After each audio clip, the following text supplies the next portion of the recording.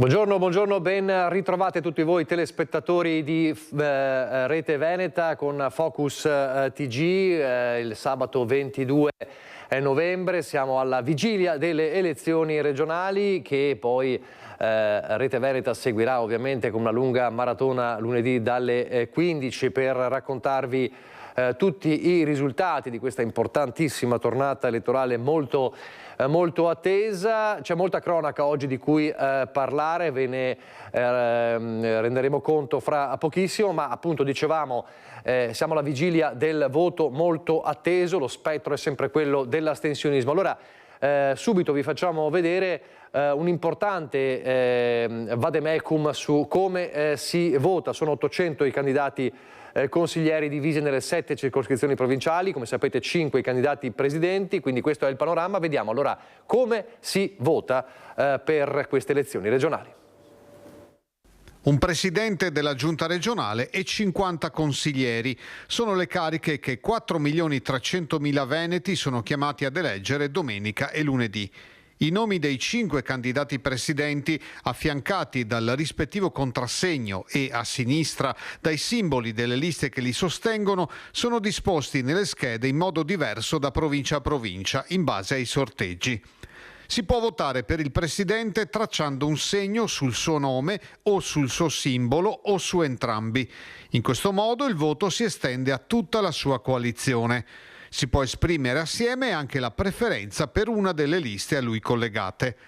Si può votare anche solo per una lista, tracciando un segno sul simbolo oppure scrivendo il cognome di un candidato consigliere. Sono possibili 2 preferenze che devono essere di genere diverso, donna e uomo oppure uomo e donna. In questo caso il voto si estende al candidato presidente collegato. È possibile anche il voto disgiunto, ovvero scegliere un candidato presidente e un consigliere di uno schieramento diverso. Si vota domenica 23 dalle 7 alle 23 e lunedì 24 dalle 7 alle 15. Al seggio bisogna presentare un documento di identità e la tessera elettorale. Per la prima volta le liste degli elettori non saranno distinte tra maschi e femmine, ma ci sarà un elenco unico. Le donne sposate avranno solo il proprio cognome di nascita e non anche quello del coniuge. Questo allora è il vademecum per il voto domani e lunedì. Vi faccio vedere un'immagine particolare, dopo andiamo avanti con la cronaca perché fra poco ce lo racconterà Filippo Fois da Venezia. Il Canal Grande di nuovo imbrattato, macchiato di verde. Sono in corso le verifiche dei vigili del fuoco. Il nostro Filippo Fois fra poco ci racconterà cosa sta accadendo a Venezia. A Padova invece, e fra poco lo sentiremo quando prenderà la parola per i 75 anni del QAM, è presente il Presidente della Repubblica Sergio Mattarella che dovrebbe parlare tra circa 20 minuti, lo ascolteremo proprio in diretta. La cronaca, dicevamo, la cronaca ci fa tornare a parlare della tragedia della piccola Ludovica, la bimba bellunese morta sabato mattina dopo essere stata visitata e dimessa dall'ospedale di Feltre. Un medico pediatra gettonista di 76 anni indagato, lo sappiamo, ma la sua posizione si aggrava ulteriormente perché ieri l'esito dell'autopsia ha dato un esito molto grave. Sentite. Ludovica è morta a causa di una meningoencefalite batterica scatenata da streptococco pneumonie, una patologia che avrebbe richiesto un ricovero, idratazione e trattamento con terapia antibiotica ad ampio spettro. I primi esiti dell'autopsia condotta nelle scorse ore al San Martino di Belluno dall'anatomopatologo Antonello Cirnelli fanno raggelare il sangue alla luce di quanto accaduto sabato notte all'ospedale di Feltre. È lì che i genitori portarono la piccola che presentava febbre alta, difficoltà respiratorie e un sospetto strabismo agli occhi. Sintomi che a guardarli oggi, all'esito dell'accertamento medico-legale, avrebbero meritato un'attenzione e un'accuratezza nella diagnosi maggiore da parte del pediatra che visitò e dimise la bambina in meno di un'ora dall'accettazione, prescrivendo aerosol e antibiotico. La tragedia soltanto poche ore dopo. L'ipotesi di reato formulata al momento dalla Procura di Belluno nei confronti del medico è di omicidio colposo, ma la sua posizione ora dovrà essere attenzionata in maniera dettagliata. Si tratta di un professionista di 76 anni, gettonista, in servizio con un contratto di ingaggio a termine stipulato dall'ULSS Dolomiti, che lo scorso anno, alle prese con una carenza critica di dirigenti medici specialisti in pediatria, trovò nel medico in pensione esperienza e disponibilità per la copertura di un massimo di 13 turni al mese, ciascuno della durata di 12 ore. Lo specialista, dopo aver lavorato nella pediatria dell'ospedale di Padova, ha intrapreso la libera professione e attualmente opera anche in uno studio a Marostica, in provincia di Vicenza. Agli accertamenti medico-legali di questo pomeriggio hanno preso parte anche i consulenti di parte, Fabrizio De Maria, pediatra di Bologna per la famiglia di Ludovica, e la dottoressa Letizia Pirrami di Treviso per l'indagato. E una dottoressa del pronto soccorso dell'ospedale del San Martino di Belluno è indagata per omicidio colposo dopo il suicidio di un paziente che aveva manifestato la volontà di togliersi la vita. L'ipotesi è che il medico non si sarebbe attivato per far sottoporre l'uomo al trattamento sanitario obbligatorio. Secondo quanto ricostruito lo scorso fine settimana, un sessantenne della destra Piave bellunese si era presentato in pronto soccorso in serata in stato di forte agitazione e non nascondeva il proposito di volersi suicidare. Il paziente aveva già precedenti specifici e un trattamento sanitario obbligatorio per un episodio analogo. La dottoressa, una bellunese, non si sarebbe attivata per avvertire l'amministrazione comunale di residenza affinché il sindaco o un assessore firmasse il documento necessario al TSO. Un'altra tragedia: è morto il 15enne di Fara di Soligo che lunedì 10 novembre era precipitato dal ponte di Vidorri portando gravissime ferite. Il ragazzino si era allontanato dalla sua casa in sella alla bici, poi trovata dai soccorritori e aveva raggiunto il ponte. Il nostro Samuel Vincenzi ci ha lasciato, ha scritto il sindaco in queste ore: non ci sono parole per descrivere questo dramma e questo tragico momento, solo silenzio, preghiera e vicinanza alla famiglia, alla mamma, al papà e alla sorella. Dice il sindaco: Samuel l'ho visto crescere nella nostra comunità, partecipe nello sport, nella pallavolo a scuola, nei centri estivi e anche nel consiglio comunale dei ragazzi. Una tragedia davvero che colpisce la comunità di Fara di Soligo nel Trevigiano. Un grave incidente che è avvenuto ieri sera intorno alle 10:30 lungo l'autostrada A28 nel tratto tra Cimpello e Azzano Decimo in direzione Porto Gruaro. Secondo una prima ricostruzione al vaglio della polizia stradale, a scontrarsi sono state inizialmente due auto, una terza che sopraggiungeva nella stessa direzione ha poi centrato una delle vetture e una persona che stava prestando i soccorsi. Il bilancio è di 6 persone ferite, di cui due in maniera grave. Questo dunque il grave incidente che si è verificato nel Pordenonese tra Cimpello e Azzano Decimo in direzione di Portogruaro. E un altro invece incidente gravissimo, in questo caso mortale, quello che è avvenuto ieri pomeriggio, nel tardo pomeriggio, anzi nel primo pomeriggio scusate, a Feltre, nella zona industriale di Feltre, quando un 39enne maestro di sci si è schiantato contro un pullman. L'uomo è morto vivo per miracolo, il figlio di 2 anni che si trovava sul seggiolino posteriore. È successo tutto attorno alle 14:30 in via Cavalieri di Vittorio Veneto a Feltre. Per cause da accertare, ma probabilmente riconducibili ad una invasione di carreggiata, una Golf si è scontrata con un pullman della Garbin che rientrava in deposito senza passeggeri a bordo. L'impatto è stato violentissimo e ha provocato la morte del conducente dell'auto, Luca Bonat, 39 anni, maestro di sci originario di Primiero di San Martino di Castrozza. Per lui non c'è stato nulla da fare. I vigili del fuoco di Feltre hanno lavorato a lungo con le cesoie per estrarre il suo corpo dall'auto praticamente distrutta. Miracolosamente illeso il bambino di 2 anni che era sul seggiolino posteriore e che è stato immediatamente affidato alle cure del personale sanitario dell'ospedale di Feltre. Illeso anche il conducente del pullman. La polizia locale di Feltre ha effettuato i rilievi per ricostruire la dinamica dell'incidente accaduto in un tratto abbastanza rettilineo. La Golf, guidata da Luca Bonat, viaggiava in direzione Feltre. Il pullman sopraggiungeva dalla carreggiata opposta e non risulterebbero velocità elevate. Luca Bonat era iscritto al Collegio dei Maestri di Sci del Trentino. Da poco aveva iniziato a lavorare come allenatore per lo sci club di Croce Daune di Sovramonte, dopo esperienze allo sci club trevigiano di Cornuda.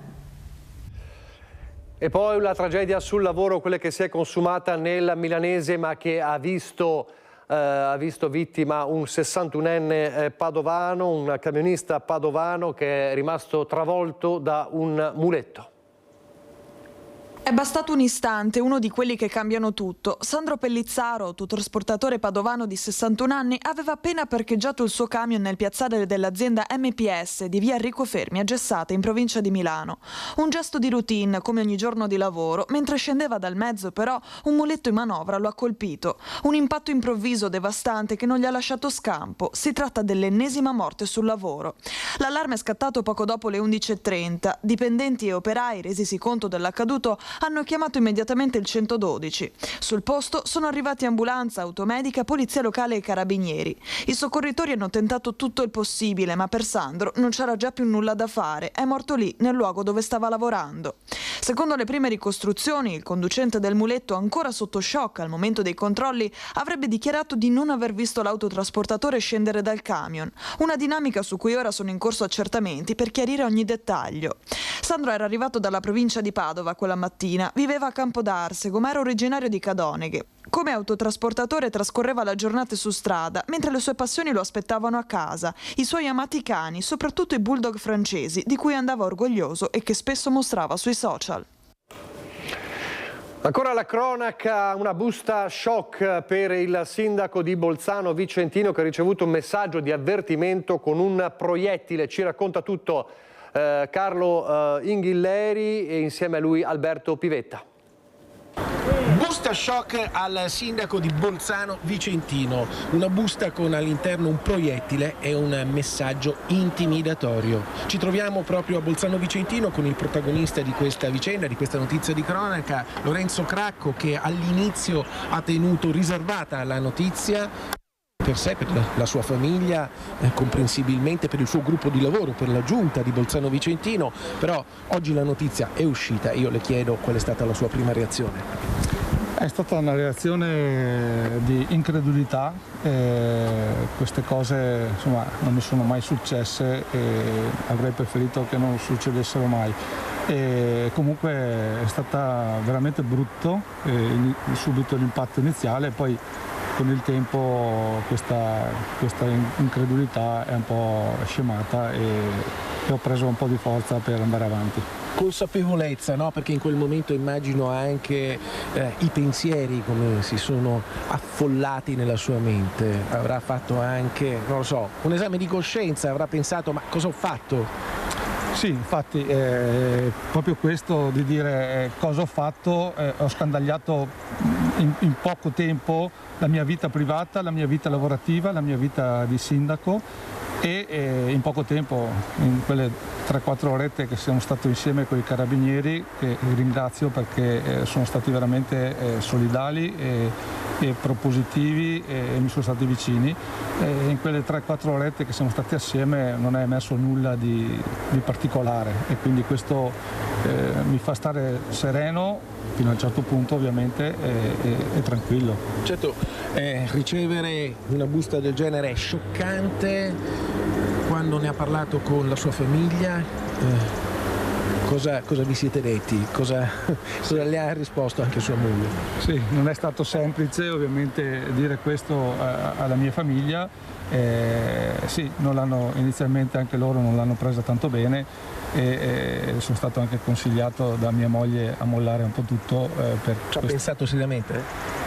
In prima battuta ci ho anche pensato, poi io ho un carattere che quando prendo un impegno lo porto fino in fondo, quindi è stato veramente un frangente breve che ci ho pensato, ma poi sono tornato sui miei passi. Più convinto di prima, immagino, e questa convinzione l'ha portata anche nel suo gruppo di lavoro, nella giunta? Certo che sì, ho informato subito assessori e consiglieri del mio gruppo, con il quale stiamo lavorando benissimo da 2 anni e mezzo, siamo a metà mandato e quindi ho condiviso con loro questo inconveniente che è successo e da loro ho ricevuto la massima solidarietà ovviamente, ma anche lo stimolo per continuare questa azione di amministrazione importante che stiamo facendo e quindi andiamo avanti. Andiamo avanti, ma su queste parole La sto per lasciare, stiamo per chiudere questa intervista, voglio capire però anche le prospettive.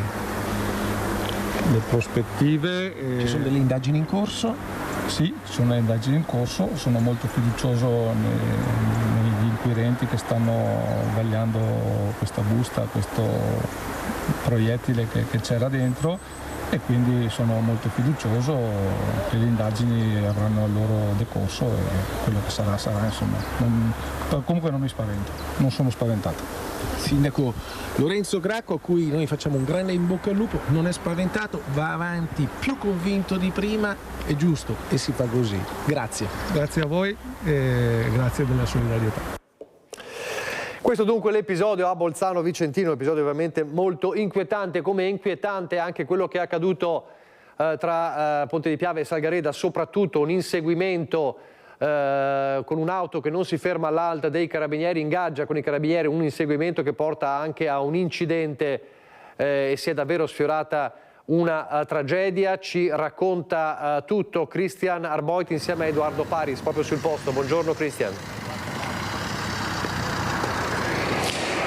Buongiorno Nicola, anche da parte di Edoardo, buongiorno a tutti i telespettatori di Rete Veneta. Ci troviamo tra Ponte di Piave, lì il confine geografico, e Salgareda, siamo sulla strada provinciale 34, questo è il luogo esatto dell'impatto, ecco, lo potete vedere, a terra ci sono ancora i resti di un impatto, di uno schianto violentissimo tra due auto. Una delle due auto, come dicevi bene te Nicola, era un'auto in fuga dai carabinieri, che pochi minuti prima era stata identificata attraverso il sistema Targa System, un'auto sospetta perché utilizzata nelle sere precedenti per una serie di furti in questo angolo di marca trevigiana. Cos'è successo? È successo tutto in pochi minuti, attimi concitatissimi,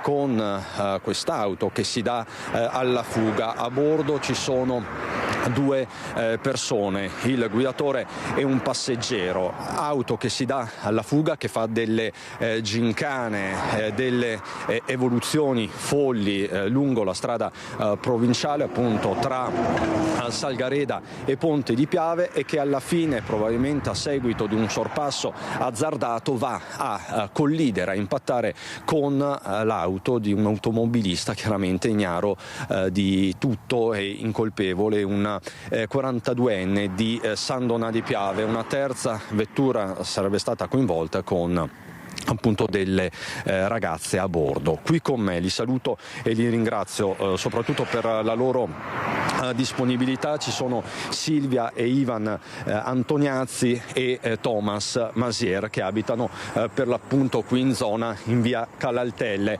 Allora, signora, può passare, siamo chiaramente in mezzo alla strada. Niente. Allora, Thomas, cos'è successo ieri sera, dove ti trovavi? Allora, io ero dentro casa, stavo cenando, ho sentito un colpo, sono uscito, ho visto una colonna di macchine qua ferme, ho visto una macchina ferma là dei carabinieri e uno po' più avanti. E poi? E poi ho visto i lampeggianti, sono uscito e dal campo di casa mia vedevo qua, ma c'era buio, non vedevo tanto, e vedevo tutte le macchine ferme. Pensavo che all'inizio fosse un incidente. Si pensava, e tutti pensavano in quel momento, a un normale, tra virgolette normale, ecco, sottolineiamolo questo, incidente stradale, perché qui purtroppo ne capitano tanti, la strada è abbastanza pericolosa. Certo, sì, qui non è la prima volta che succede, perché immettendosi da questa rampa verso direzione Ponte di Piave bisogna stare molto attenti quando ci si mette, proprio perché magari nella libertà della strada che va verso 90 si lanciano in sorpasso e te lo trovi davanti, e lì è un attimo insomma che si generi l'incidente, cosa che si pensava ieri sera, perché essendo proprio in questo raccordo della rampa si pensava un classico sorpasso con una persona che si era immessa.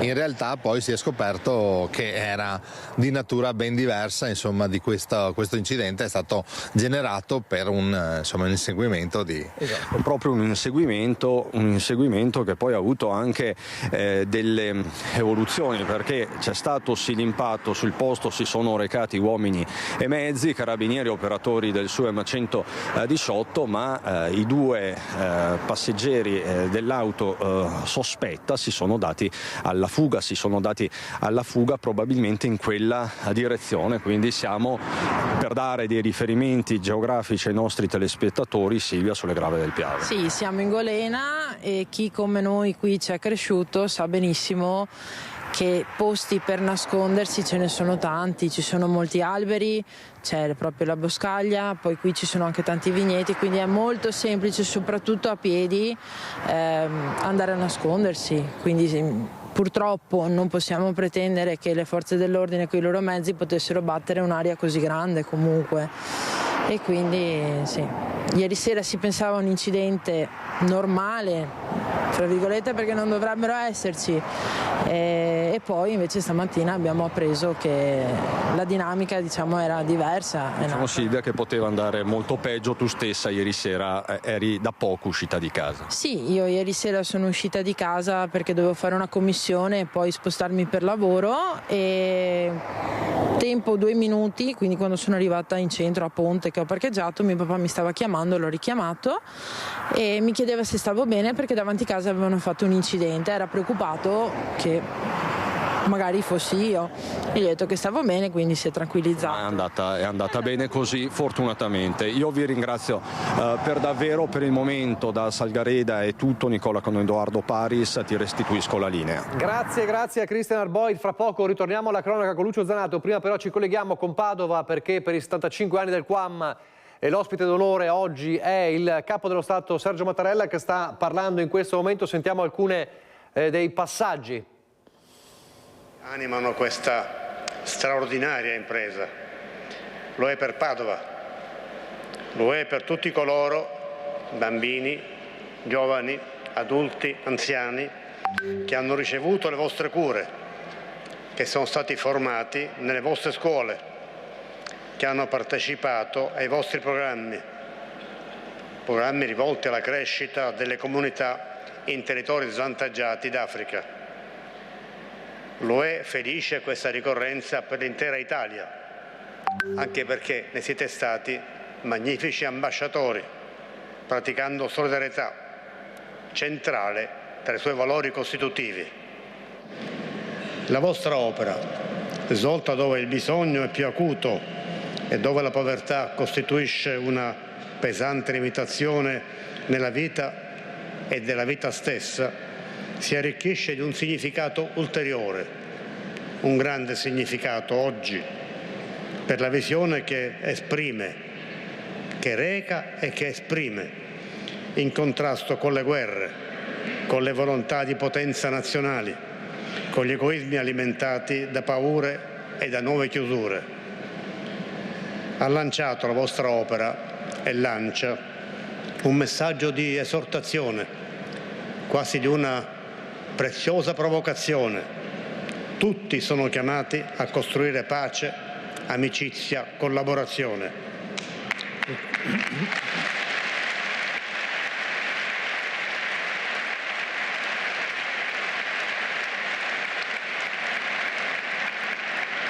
Il QAM, eccellenza abbondante, non si è dato il facile alibi di essere troppo piccolo per cambiare il mondo. Al contrario, ha cominciato a camminare guardando lontano, proprio dove il percorso non era neppure tracciato.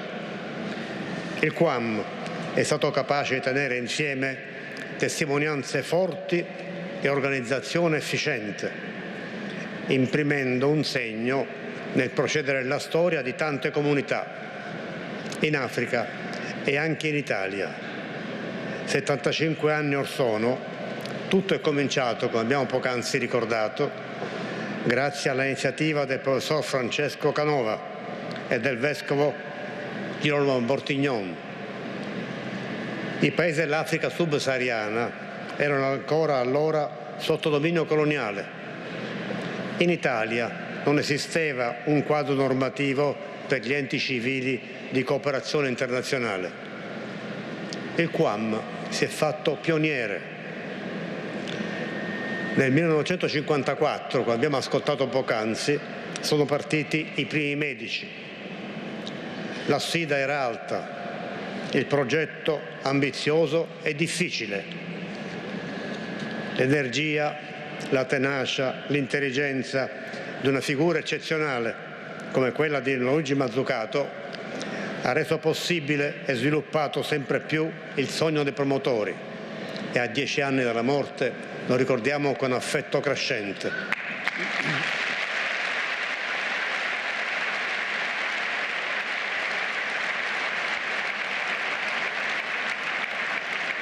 Don Mazzucato soleva dire che era l'amicizia, insieme al senso di comunità, a tenere acceso il motore del QAM. Questo motore ha consentito di superare ostacoli e difficoltà, attraversando generazioni, attraversando decenni di cambiamenti globali. I paesi dell'Africa hanno conquistato la decolonizzazione, raggiunto l'indipendenza, conseguito protagonismo su tanti fronti. Si sono moltiplicate le condizioni e gli strumenti di conoscenza reciproca, di comunicazione, di incontro, di percorsi comuni.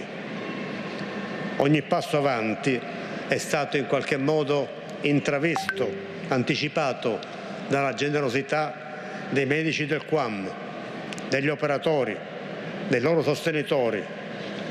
Un ponte di enorme valore. L'investimento in Africa per il suo sviluppo è di primario rilievo per la nostra Europa. Il futuro dei due continenti e dei loro popoli è necessariamente e sempre di più fortemente connesso. Il piano Mattei è un avanzamento nel percorso, un foro operativo di coinvolgimento e di collaborazione. È importante in questi giorni l'autorevole presenza italiana al G20 di Johannesburg e alla conferenza in Angola tra l'Unione Europea e l'Unione Africana. Il QAM è stato apripista. La solidarietà genera fiducia, è un antidoto alla rassegnazione, all'indifferenza.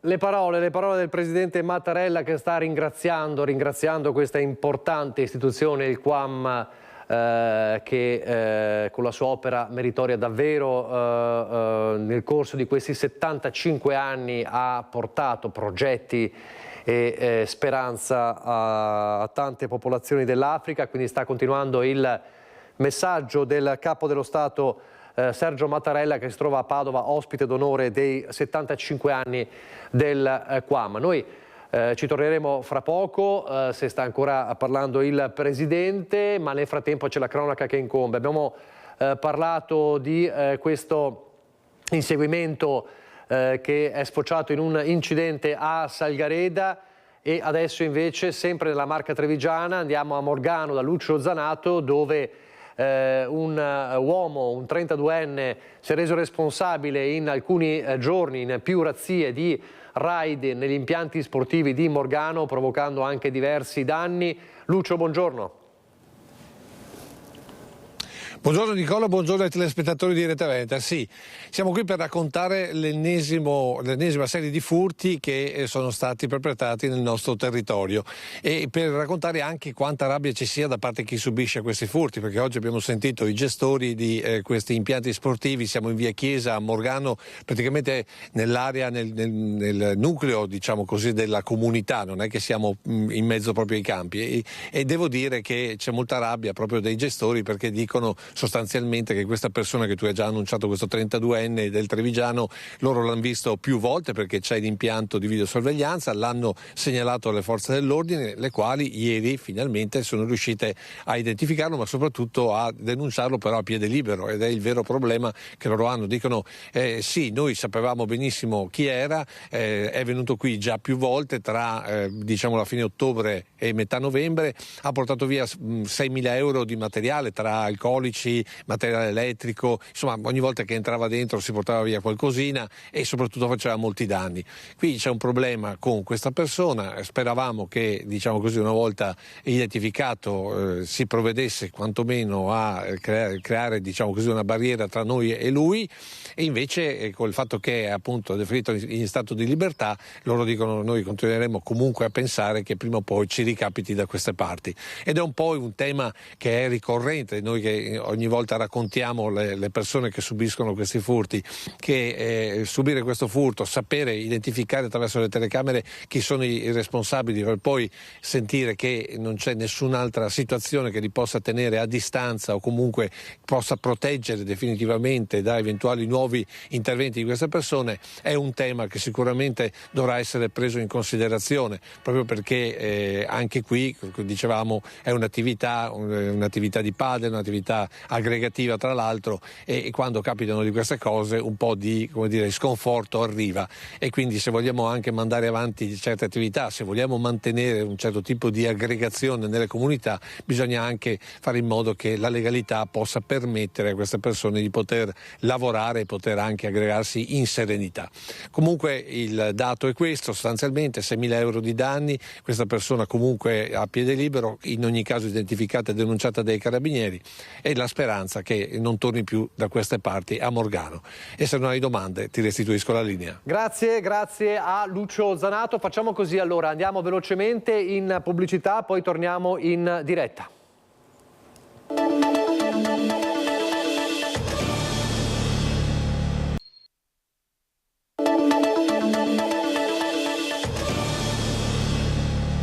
Di nuovo in diretta dunque, continuiamo però con la cronaca e la cronaca dei furti. Abbiamo appena parlato con il nostro Lucio Zanato da Morgano per le razzie negli impianti sportivi, e poi c'è un quartiere di Bassano sotto assedio, San Lazzaro. Ci racconta tutto Vanessa Vanzato.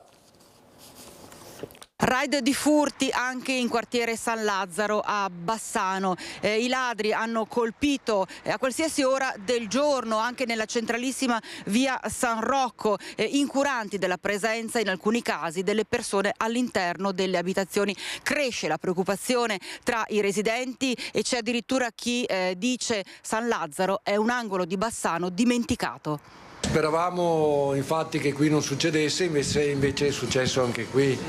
Hanno passato 3-4 case e non è la prima volta, ma è un fenomeno che non finisce mai questo, non sappiamo neanche come fare per reagire a queste cose. C'è molta preoccupazione e si spera che chi di competenza prendano delle decisioni serie per porre fine a questo stillicidio di furti. Cosa servirebbe? Più controllo, più polizia nel territorio e leggi più severe. Tutti i giorni senti furti a destra a Manca, a Tezze, a San Vito, e quindi sicuramente c'è un po' di preoccupazione tra le persone.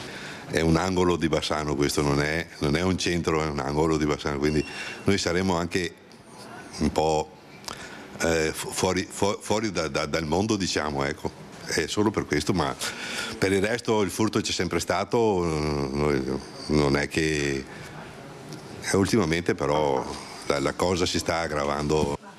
Più sorveglianza, i carabinieri dovrebbero girare di più.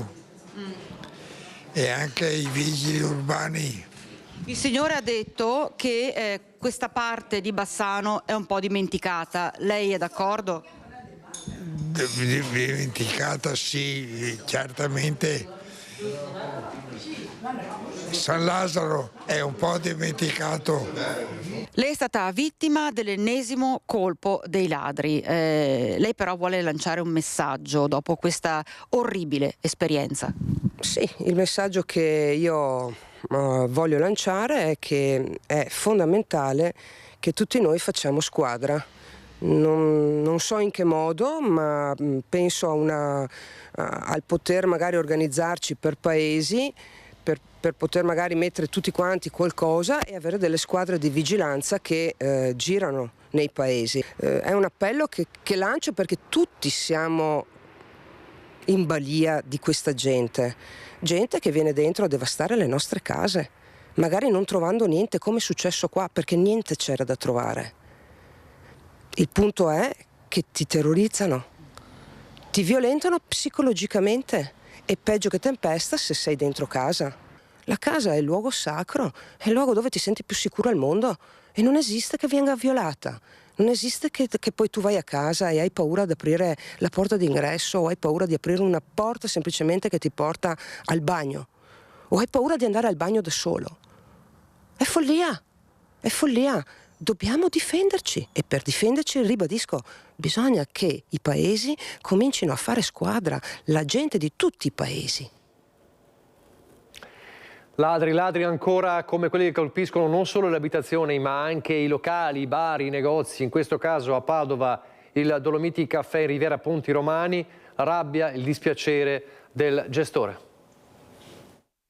Fa rabbia, sì, perché toccano dappertutto, entrano dove tu vivi e quindi sì, ti fa un po' di rabbia e poi ti senti sicuro perché sei in un posto, insomma, sotto gli occhi di tutti, c'è la prefettura, c'è la questura qua vicino e quindi sì, non ci avremmo mai pensato in questi 10 anni di trovare una sorpresa così, però a quanto pare non si fermano neanche davanti a 2000 telecamere che ci sono fuori. Cerca di nascondere il dispiacere e la rabbia dietro un sorriso Luca Varotto, gestore del Dolomiti Caffè di Padova, dopo che la scorsa notte il suo bar è stato preso d'assalto dai ladri.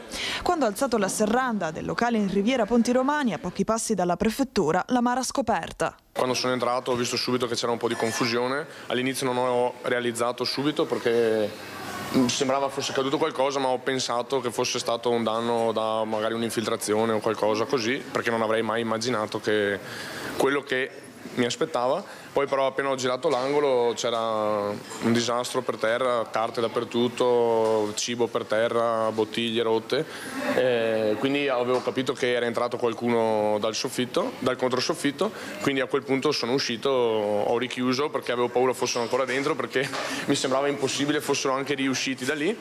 E ho chiamato subito il 113, sono arrivati subito. Immediata la denuncia alle forze dell'ordine per cercare di risalire ai malviventi che con tutta probabilità avevano studiato le frazioni a tavolino.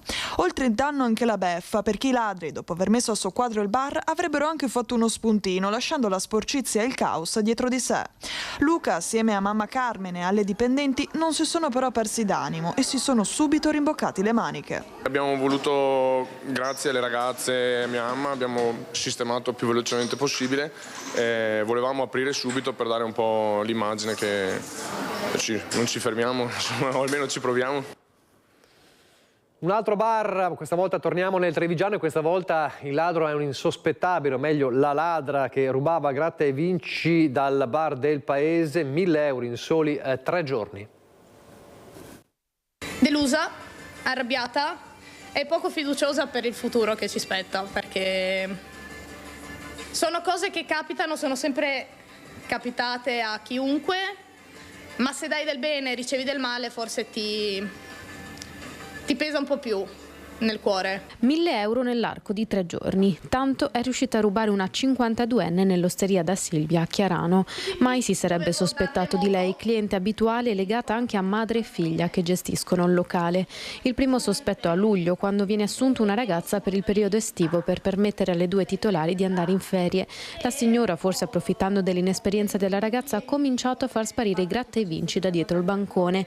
È proprio da luglio, infatti, che i conti a fine mese hanno cominciato a non tornare più. All'ultimo sospetto, dove ero certa che fosse stata lei, e della mancanza di 2 pacchi interi da 5 euro più mezzo, quindi parliamo di 700 euro circa di gratta e vinci, e decido di escogitare, chiamiamola un piano. Stanca di subire questi furti, la titolare 26enne decide dunque di smascherare la cliente facendosi aiutare anche da altri clienti fidati. Metto una telecamera, do la possibilità alla signora di trovarsi da sola nel locale e in diretta vedo lei che si aggira dietro il banco e si porta via un pacco intero di 20 per del valore di 300 euro. Aurora ha approfittato della sua assenza temporanea, qualche minuto di strada a piedi, per andare a prendere il figlio all'asilo per guardare cosa facesse la cliente dal telefonino. A colpo sicuro la 52enne si è infilata dietro al bancone e si è intascato un pacchetto di gratta e vinci andandosene in fretta dal bar.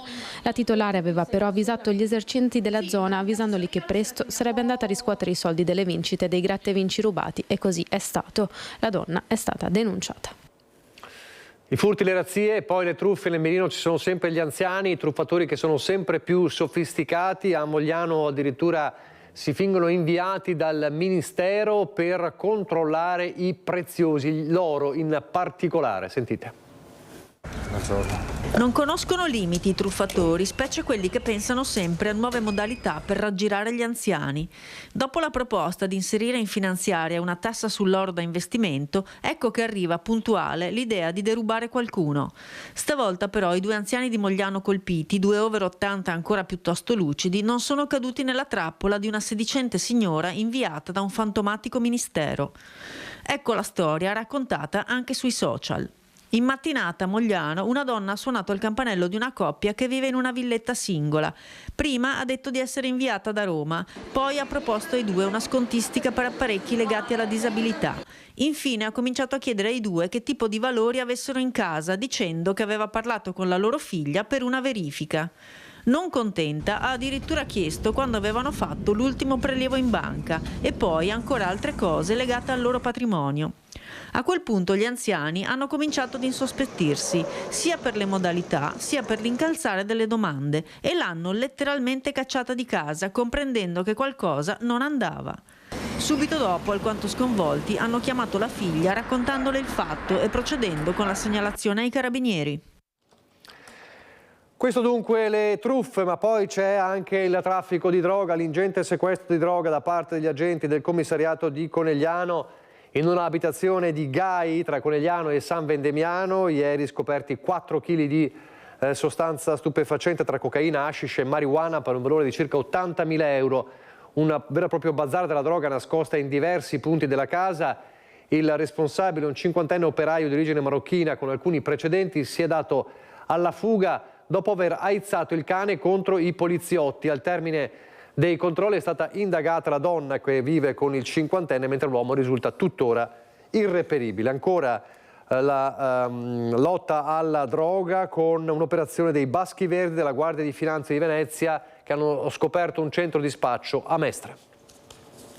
Una pattuglia della compagnia Pronto Impiego di Venezia, nel corso di un ordinario controllo, ha individuato un ragazzo tunisino, un 31enne, che era già noto per piccoli precedenti in materia di stupefacenti, e ha trovato 7 dosi di cocaina. Per un totale di 2,5 etti. L'operazione dei Baschi Verdi della Guardia di Finanza di Venezia, che hanno smantellato un centro dello spaccio in un appartamento in affitto in via San Rocco nel cuore di Mestre, poco distante dal municipio, dalla zona della stazione ferroviaria, oltre ad aver arrestato 2 nordafricani. Partendo proprio dal rinvenimento di una sostanza che sul mercato tira molto nella zona di Mestre, è stata effettuata una perquisizione domiciliare e in casa ha trovato anche un altro ragazzo tunisino, un 23enne, è stata trovata una piccola centrale di spaccio, perché 255 grammi di cocaina avrebbero dato la possibilità a questi 2 ragazzi di realizzare almeno altrettante dosi, quindi almeno 255 dosi.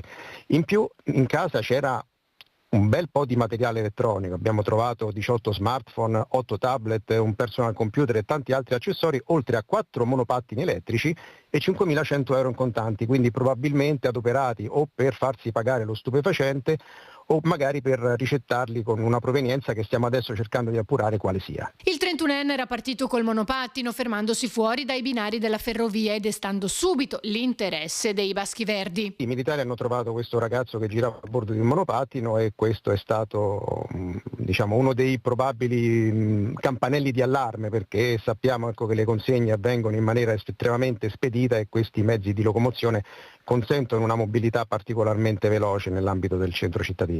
Nessuno dei 2 nordafricani era noto alle forze dell'ordine. Il più anziano aveva già spacciato, ma non ci sono reati violenti, rapine o accoltellamenti a loro carico. Entrambi sono stati poi portati nel carcere di Santa Maria Maggiore a Venezia. Pochi istanti di pubblicità, poi di nuovo in diretta.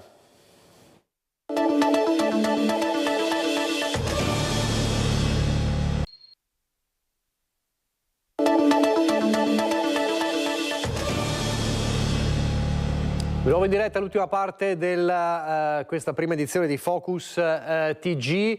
E allora andiamo a Venezia, abbiamo visto proprio in apertura quelle immagini del Canal Grande, dell'acqua del Canal Grande colorate di nuovo di verde, non è la prima volta che accade a Venezia. Siamo con Filippo Fois che si trova proprio sul ponte di Rialto. Buongiorno Filippo. Buongiorno Nicola, buongiorno ai telespettatori di Rete Veneta. Siamo sul ponte di Rialto e vedete che ancora il Canal Grande è colorato di verde per l'azione che è stata rivendicata da Extinction Rebellion, ed è un'azione che si è svolta in contemporanea in 10 città italiane. Quello che è stato versato nel Canal Grande si chiama fluorescina, è una sostanza innocua, scrive Extinction Rebellion, per rendere visibili luoghi devastati da crisi climatica, inquinamento e sfruttamento. L'Italia, assieme alla Polonia, prosegue il comunicato, è l'unico Stato europeo ad essersi opposto ad includere l'abbandono delle fonti fossili nella bozza di accordo presentata a Belém in Amazzonia alla COP30. Questo è quanto è accaduto, peraltro, e in questo momento con Tommaso Migotto ci spostiamo lievemente, il canale l'abbiamo visto, e andiamo allora a incontrare le persone che hanno inscenato questa protesta, che si trovano ancora in cima al ponte. Vedete che è in corso una manifestazione, adesso ci faremo spiegare nel dettaglio che cosa, per quale motivo, ve l'abbiamo un po' detto, ma insomma sentiremo anche dalla loro voce per quale motivo ci sia stata questa manifestazione. Intanto vi faccio sentire gli slogan che vengono ripetuti, eccoci. Ciao. Buongiorno, ciao. Buongiorno. Posso chiedere come si chiama? Paola. Cosa sta succedendo qui? Perché avete colorato di verde il Canal Grande? Allora, noi siamo Extinction Rebellion e oggi siamo qua perché oggi è il giorno conclusivo della COP30 a Belém e quindi vogliamo parlare di ecocidio, perché nel mondo sta succedendo un ecocidio. C'erano anche degli elementi rossi come lo striscione che rappresentavano il sangue della terra, dei popoli, ma che ci sono stati tolti subito, quindi la polizia è arrivata e ha tolto subito tutto, anche gli strumenti musicali, e noi oggi siamo qua per protestare, per far capire alle persone che i nostri governi non stanno parlando delle cose giuste.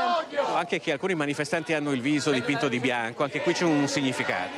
Sì, loro erano vestiti completamente di rosso, erano le Red Rebels, che sono un gruppo performativo che rappresenta il dolore della terra, ma anche l'amore per la terra e anche la rabbia per non avere giustizia climatica. Grazie mille. Nicola, allora noi naturalmente vi daremo tutti gli aggiornamenti poi nelle prossime edizioni dei nostri telegiornali. Grazie a Filippo Fois. Fra poco ci colleghiamo invece con Chiara Gaiani che, anzi la vedo già pronta, credo che sia pronta, chiedo alla regia Andrea Basso e Alessandro Granziera. Benissimo, perfetto. Allora, abbiamo visto un lungo passaggio del discorso del capo dello Stato Sergio Mattarella a Padova per i 75 anni del QAM. Allora, il riassunto di questa mattinata speciale con Chiara Gaiani. Buongiorno Chiara. Sì, buongiorno Nicola, buongiorno a tutti i telespettatori. L'evento è finito puntualissimo, a mezzogiorno e mezzo. Il Presidente della Repubblica Sergio Mattarella, che è stato applauditissimo durante i suoi 10 minuti di intervento, ha lasciato la sala. Un momento importante, un momento anche di grande emozione per i 75 anni della prima ONG sanitaria italiana, nata proprio a Padova grazie a un'intuizione del professor Francesco Canova e dell'allora vescovo di Padova nel 1950, Monsignor Girolamo Bortignon. Don Dante Carraro, poco prima che il Presidente Mattarella salisse sul palco, il direttore del QAM ha raccontato un sogno che si è realizzato, ovvero la nascita di una scuola per ostetriche nella Repubblica Centrale Africana che, pensate, accoglierà i primi studenti e le prime giovani studentesse proprio lunedì prossimo e il sogno da realizzare, con accanto il ministro della salute etiope, quello di realizzare un ospedale, o meglio rifare un ospedale in una zona dell'Etiopia occidentale che serve, pensate, 1,5 milioni di persone, alcuni dei quali sono sfollati. Ma qui proprio, guardate, qualche minuto fa Don Dante è stato salutato, festeggiato con grande calore dai giovani del QAM, perché il QAM ha davvero una grande attrattività nei confronti dei giovani che vogliono fare qualcosa, che vogliono cambiare il mondo, che vogliono costruire quel mondo in cui pace e giustizia siano rispettate, di cui anche il presidente Sergio Mattarella ha parlato nel suo intervento. Ecco, allora io ringrazio Francesco Ratai per la collaborazione tecnica, vi lascerei alle interviste che abbiamo raccolto prima con Francesco Ratai, in cui sentirete il direttore della QAM, Don Dante Carraro, ma anche due artisti che sono molto vicini al QAM, ovvero Daniele Silvestri, che ha proprio aperto l'evento con una sua canzone suonata a voce al pianoforte, è stato davvero un momento molto emozionante, e poi Nicolò Fabi, che ci ha detto, che ha visitato, pensate, tutti i 9 paesi in cui il QAM è presente, ci ha detto: per me il QAM è una famiglia. Poi la linea da Padova può tornare allo studio.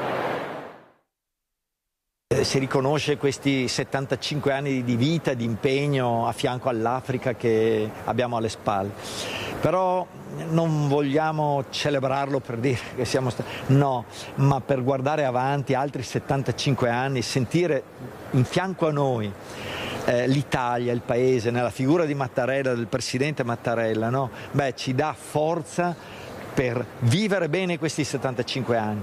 L'anno scorso sono morte nell'Africa subsahariana quasi 260.000 mamme di parto. Noi vogliamo celebrare questi 75 anni per rinnovare tenacemente e fortemente l'impegno che vogliamo essere vicini a queste mamme, perché questo non succeda più. A 75 anni c'è ancora tanto da sognare. Qual è il suo sogno?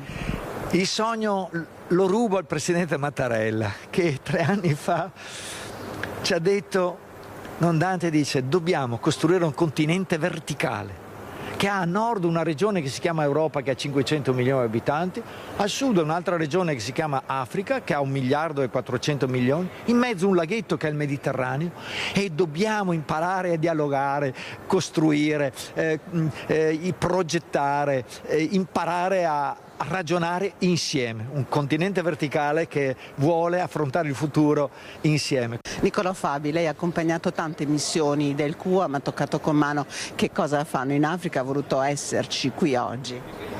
Sì, per me è davvero un grande orgoglio sentirmi parte di questa famiglia. Ormai non penso più al QAM come a una ONG che fa sanità, ma a un gruppo di amici di cui mi fido, che mi hanno offerto la possibilità di conoscere non solo l'Africa, ma anche conoscere me stesso meglio, grazie a loro.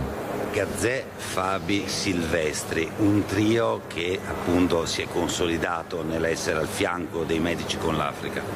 A noi ha dato anche un senso, venivamo in quel momento da 20 anni di amicizia, quindi non avevamo teoricamente bisogno di cementare nulla.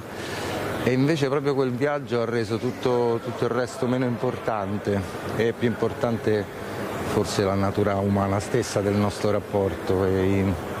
Anche perché quando fai questi viaggi, questi percorsi, quando intercetti queste realtà, tutto il superfluo scompare, no? Rimangono solo le cose più importanti, e fondamentalmente rimane il nostro appunto essere parte di una specie di cui ci sentiamo tutti fratelli e basta.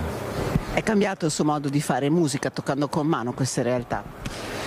In quel momento, quando facevamo quel viaggio, è significato anche proprio dell'ispirazione diretta, immediata, l'esigenza di mettere in musica e in parole quello che avevamo visto, poi che ci siamo riusciti o no è anche meno importante. Quindi sì, forse un po' ci ha anche trasformati. D'altronde fare questo mestiere significa, almeno teoricamente, cercare di cambiare sempre, cercare di magari migliorare se possibile, ma comunque non fermarsi, non rimanere fermi. E basta stare accanto a Don Dante, che del QAM è il padre, diciamo, per sapere che ci si può muovere sempre, a qualsiasi età, continuando a sorridere in ogni istante. Dai 75 anni del QAM di Padova alla festa della Madonna della Salute, che ha visto ieri tantissimi fedeli partecipare alla messa con il patriarca Monsignor Francesco Moraglia alla Basilica della Salute, una celebrazione nella quale il patriarca ha voluto lanciare un messaggio anche per Alberto Trentini, il cooperante veneziano che si trova incarcerato da più di un anno in Venezuela. Voglio ricordare una persona che è privata della libertà da più di un anno, Alberto Trentini.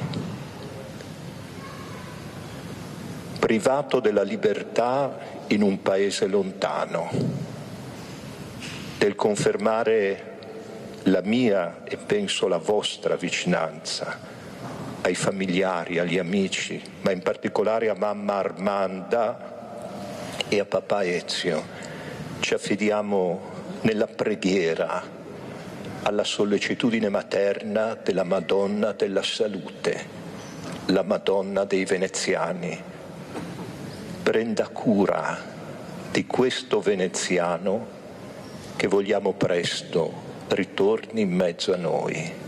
In una festa della Madonna della Salute sferzata da un vento gelido e dalla pioggia, ma con la città salvata dall'acqua alta grazie al sollevamento del Mose, nella messa pontificale, cuore della festa, il patriarca di Venezia, Monsignor Francesco Moraglia, ha rivolto un pensiero al cooperatore veneziano da oltre un anno prigioniero in Venezuela, esprimendo vicinanza ai genitori di Alberto Trentini, citandoli per nome. Il patriarca, all'inizio dell'omelia, ha ricordato anche il sindaco Brugnaro, assente per il lutto della scomparsa della mamma, e l'ha presentato in Basilica dall'assessore Venturini con le maggiori autorità cittadine, civili e militari. Un altro passaggio chiave della riflessione di Monsignor Moraglia, donata alla città, è stata sull'importanza delle relazioni umane. Quello che spesso manca ai discepoli, al modo di relazionarsi alle persone, alle situazioni, ai beni, è la mancanza di libertà, è il non appartenere abbastanza al Signore. Ma qual è il motivo? Perché siamo così fragili? La mancanza di umiltà, la sola che oltre a indicarci la verità ci consegna e ci fa spazio nel nostro cuore a Dio. Questa è la riflessione del patriarca di Venezia, Monsignor Francesco Moraglia. Con questa riflessione noi ci salutiamo, grazie per averci seguito, arrivederci.